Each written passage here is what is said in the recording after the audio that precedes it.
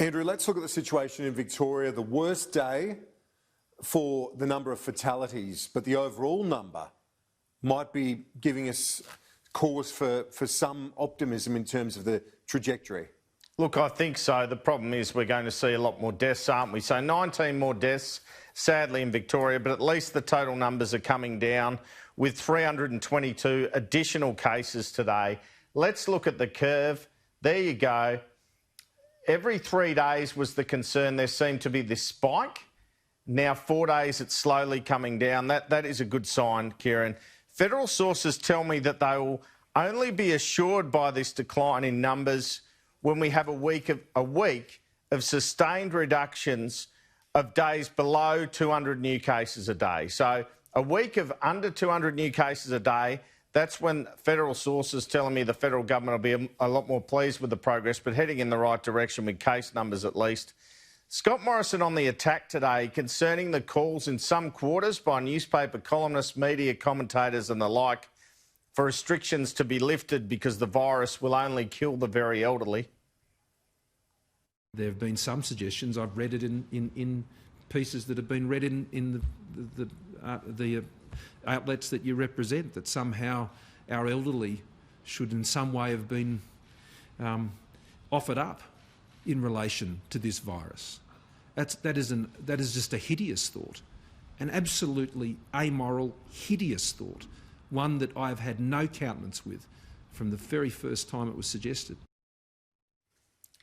So, Kieran, a special coronavirus hearing of the Aged Care Royal Commission heard today that the Commonwealth did not have a proper COVID plan in place and that 68% of the deaths from COVID in Australia were in aged care. That was Scott Morrison responding to that. Remember on July 29, he said about the aged care crisis that when it rains, you get wet in terms of COVID-19? The challenges of dealing with aged care are not unique to Australia. And indeed, in every country in the world where there is sustained community transmission, it is inevitable that this will find its way into aged care facilities. When it rains, everyone gets wet.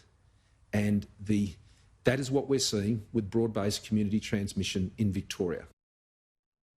Let's look at the issue of quarantine now, because obviously this is going to be something that not just over the next days, but I think years we'll look back at and see as one of the key areas, both in saving us, but also the vulnerability that was exposed in Victoria. And just as we speak, Andrew, today a couple of senior ministers are entering into effective quarantine themselves ahead of Parliament.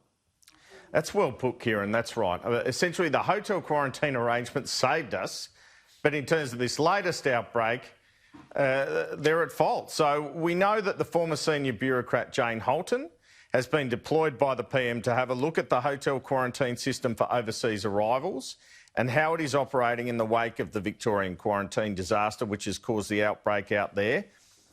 The PM spoke about this ability to stress test existing arrangements on Friday. On the stress testing, I mean, Jane Holton is conducting that review and that's informing how that can be done. One of her observations today was the need for auditing and assurance of what is being done by states and territories with the management of their quarantine, and that will go to issues of the security, of the training, of the performance on PPE, and all of those types of procedures. I mean, Jane's done some great work already, and that will inform how states are able to follow through on those things.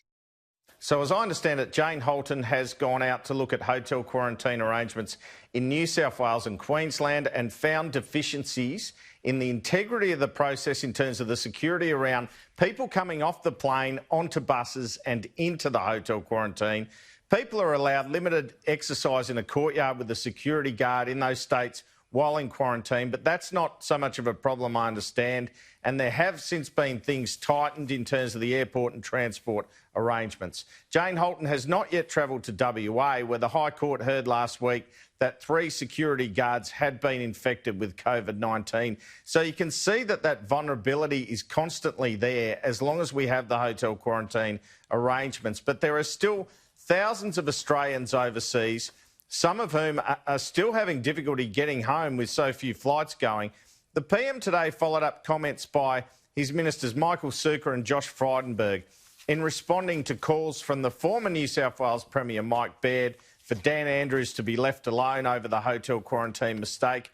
The PM saying there was no leave pass on accountability during this crisis.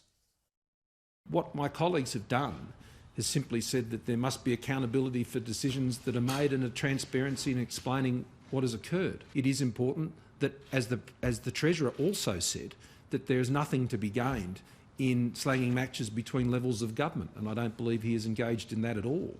And so we will continue to work constructively and positively with the Victorian government. But that does not provide me or the Victorian Premier or any other Premier or Chief Minister with a leave pass to scrutiny.